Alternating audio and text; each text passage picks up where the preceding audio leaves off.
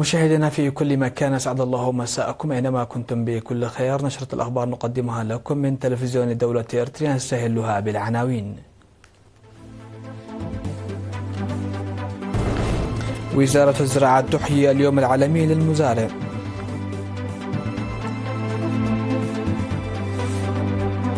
مكتب التعليم في مدينة قنداع يعقد اجتماعا لبحث ضمان كفاءة التعليم. تنظيم سيمينار عن حماية الموارد الطبيعية في مدينة دقة إقليم الكاشبركة.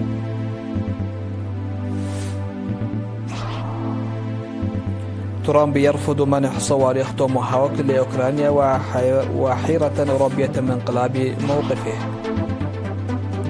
الصين تحذر أمريكا من محاولات محفوفة بالمخاطر لتسليح تايوان.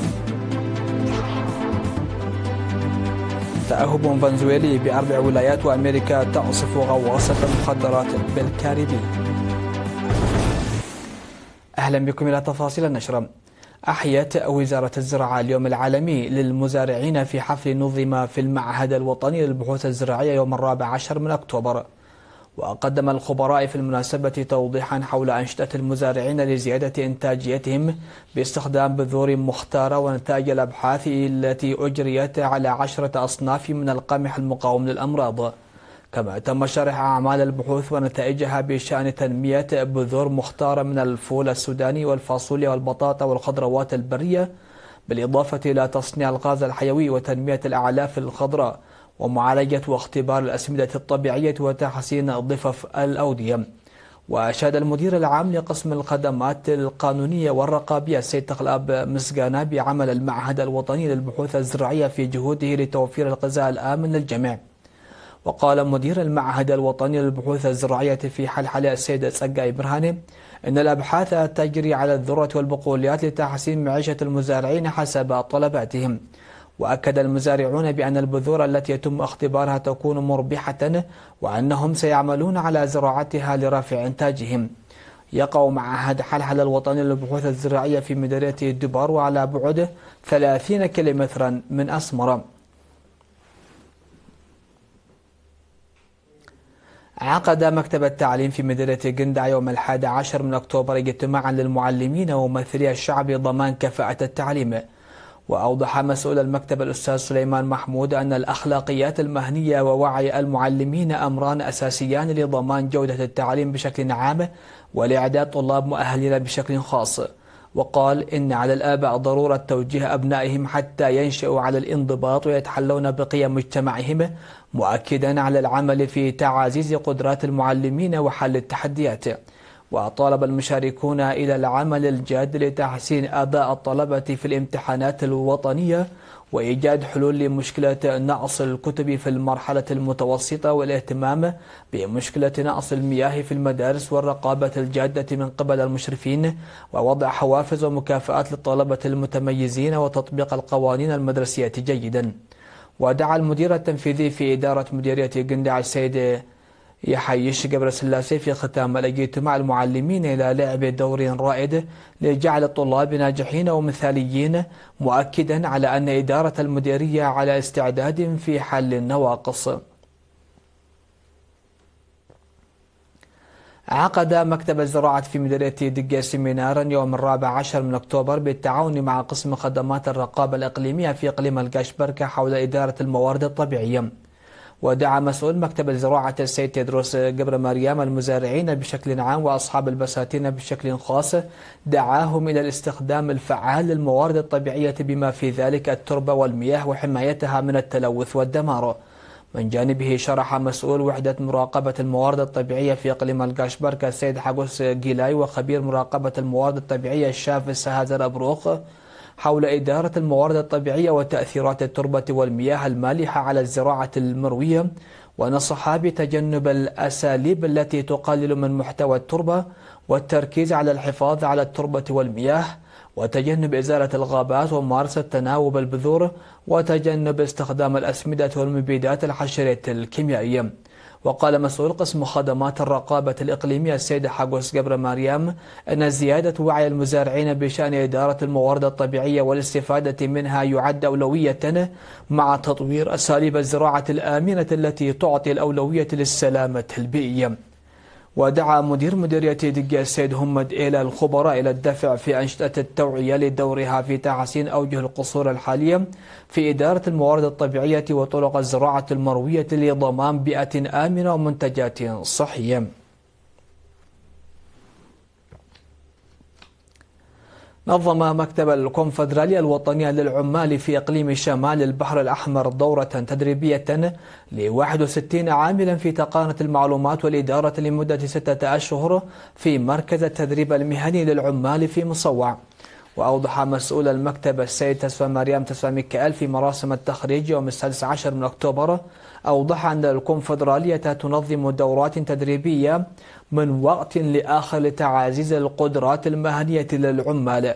وأكد المدير العام لقسم الإدارة والمالية في إقليم شمال البحر الأحمر السيد أمين كتم على أهمية التدريب المهني في التنفيذ الفعال للبرامج المخطط له، موضحا بأن إدارة الإقليم ستقدم الدعم اللازم للدفع بالعمل التفاني. نظمت إدارة الإقليم الأوسط دورة تدريبية لمدة 3 أشهر في مجال التكنولوجيا للتحاسب والشبكات ل39 من أعضائها. وقال المدير العام لقسم الإحصاء ونظم المعلومات الجغرافية السيد تدرس تخلي في مراسم التخريج يوم 17 من أكتوبر، قال أن الارتقاء بمعرفة وقدرات الأعضاء في مجال التكنولوجيا سيساهم في كفاءة وفعالية الخدمات المقدمة. وذكر مسؤول وحدة تنمية الموارد البشرية السيد برخة التدسي أن المتدربين تلقوا تدريبا على صيانة وإصلاح أجهزة الكمبيوتر والشبكات التي سيستخدمونها في عملهم اليومي والتفاهم مع المهنيين. وفي الختام تم توزيع الشهادات على الخريجين وشهادات التقدير للمدربين.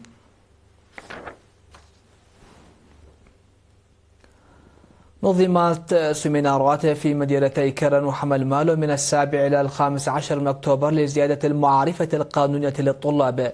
هدفت السيمينارات التي ركزت على أخلاقيات الطلاب وأهمية التعليم وعواقب مقاطعة الدراسة وكذلك الإدمان وأضراره ومخالفات المرور وغيرها إلى رفع مستوى معرفة الطلاب بالقانون وتنشئة شباب خالي من الجريمة يساهم في الوقاية من الجريمة.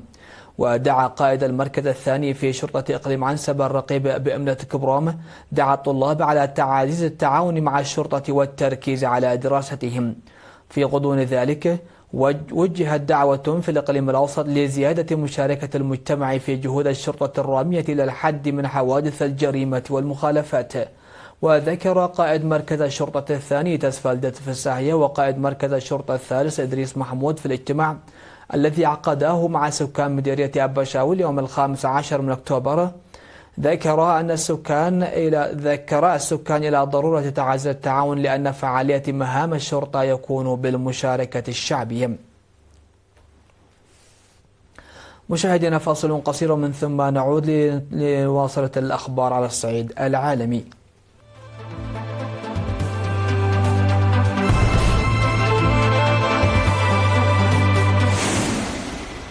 أهلا بكم على الصعيد العالمي. أكد الرئيس الأمريكي دونالد ترامب خلال لقائه نظيره الأوكراني فلاديمير زيلينسكي في البيت الأبيض أكد عزم بلاده على إنهاء الحرب بين روسيا وأوكرانيا بالسرعة الممكنة، مشددا على أولوية الدبلوماسية لتحقيق ذلك. وقال ترامب إنه أبلغ زيلينسكي والرئيس الروسي فلاديمير بوتين أن الوقت قد حان لوقف الحرب وإبرام الاتفاق. من جانبه قال زيلينسكي أن موسكو لا تريد السلام ويجب الضغط على الرئيس بوتين لدفعه إلى طاولة المفاوضات. وأضاف زيلينسكي أنه بحث مع ترامب بتزويد بلاده بصواريخ توماهاك، ونفى طرح موضوع توجيه ضربات لمنشآت الطاقة الروسية مع ترامب. وعقب اللقاء قال الرئيس الأوكراني أن ترامب يدرك أن أصعب قضية في أي محادثات ستكون قضية الأراضي، مشددا على أنها قضية سيادية بالنسبة لكييف. وجهت وزارة الدفاع الصينية تحذيرا شديد اللهجة للولايات المتحدة بشأن ما وصفته بالمحاولات المحفوفة بالمخاطر بهدف تسليح تايوان، مؤكدة أن بكين تعتبر هذه الخطوات انتهاكا صارخا لسيادتها وتهديدا مباشرا للاستقرار الإقليمي. وقال المتحدث باسم وزارة الدفاع الصينية تشيانغ جياونغان إن قانون تفويض الدفاع الوطني الأمريكي الجديد الذي أقره الكونغرس مؤخرا يتضمن بنودا سلبية تمس الصين، أبرزها تخصيص $1 مليار لما يسمى مبادرة التعاون الأمني التايوانية، إضافة إلى إدراج تايوان ضمن مناورات ريمباك العسكرية.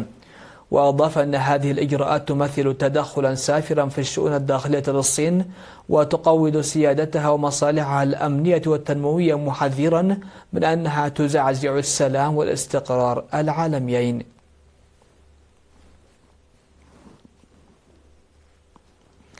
رفعت فنزويلا مستوى التأهب في عدة ولايات، في حين قالت الولايات المتحدة الأمريكية أنها هاجمت غواصة تحمل مخدرات في البحر الكاريبي.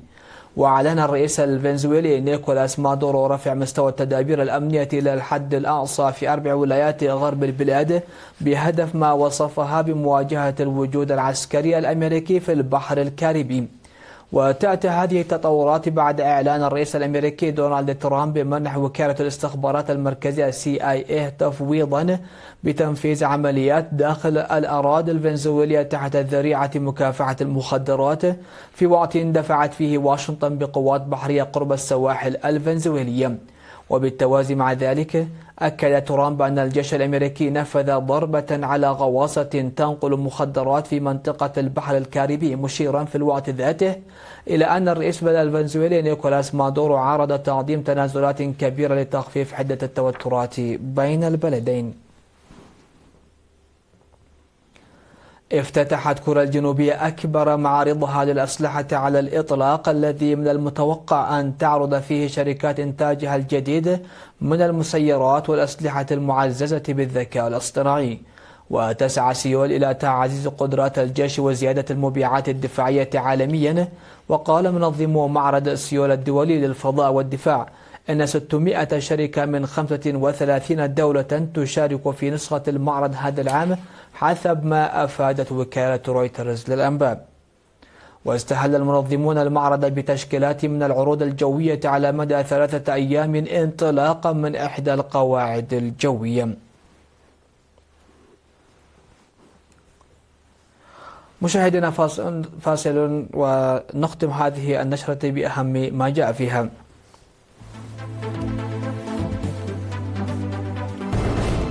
وزارة الزراعة تحيي اليوم العالمي للمزارع.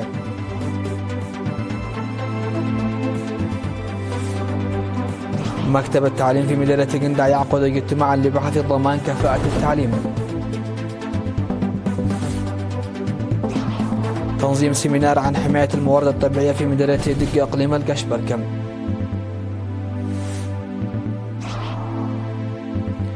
ترامب يرفض منح صواريخ توماهوك لأوكرانيا، وحيرة أوروبية من انقلاب موقفه. الصين تحذر أمريكا من محاولات محفوفة بالمخاطر لتسليح تايوان. تأهب فنزويلي ب4 ولايات، وأمريكا تعصف غواصة مخدرات بالكاريبي. مشاهدينا، هكذا نكون قد وصلنا وياكم إلى نهاية نشرة هذا المساء. شكرا لحسن الإسماع والمتابعة، والسلام عليكم ورحمة الله.